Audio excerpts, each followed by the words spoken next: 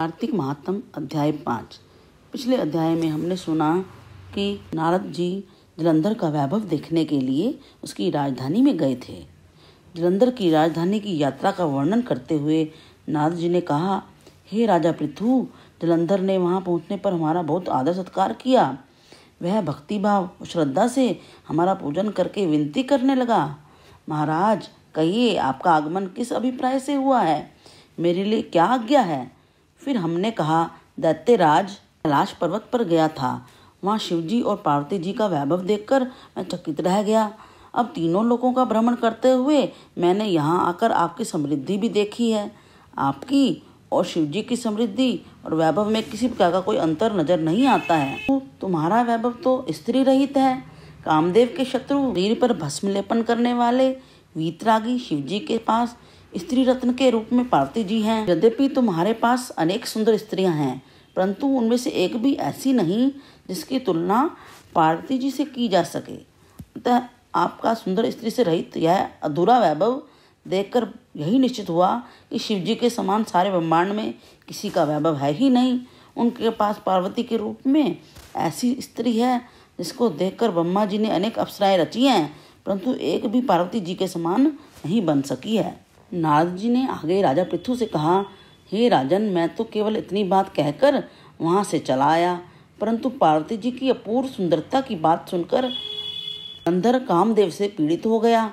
उसने उसी समय राहु को बुलाकर कहा, तुम अभी कैलाश पर्वत पर जाकर शिव जी को हमारी आज्ञा सुनाओ। शिव से कहना कि त्रिलोकी के राजा अति पराक्रमी जलंधर ने आज्ञा दी है कि तीनों लोकों के नाथ, सब रत्नों के स्वामी जलंधर के होते हुए तुम शमशानवासी नरमुंडों की माला धारण करने वाले जटाजूटधारी अवधूत के पास पार्वती जैसी परम सुंदर स्त्री शोभा नहीं देती है।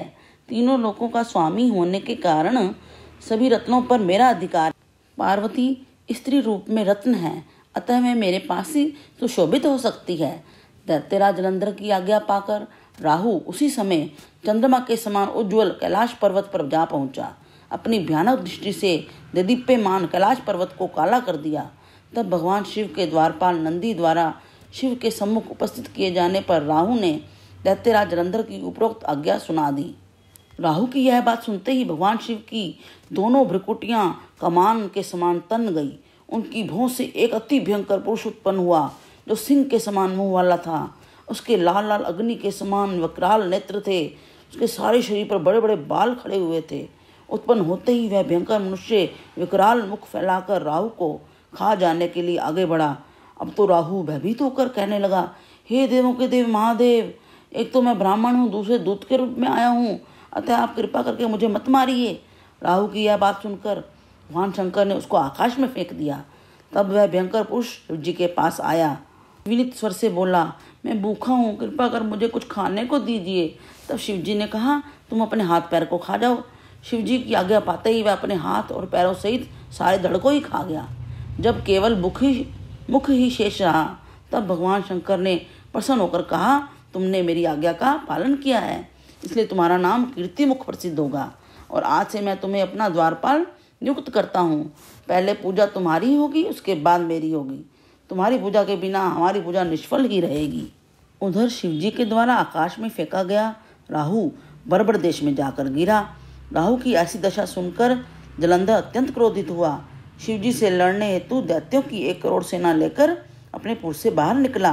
उसी समय उसने सामने से एक आंख वाले शुक्राचार्य और अंगभंग राहु को आते देखा। इसके अतिरिक्त और अनेक अपशकुन हुए, परंतु उन्हें देखकर वह रुका नहीं। वह अपार दैत्य सेना सारे आकाश में बादलों की भांति छा गई। कार्तिक महात्म अध्याय 5 समाप्तम।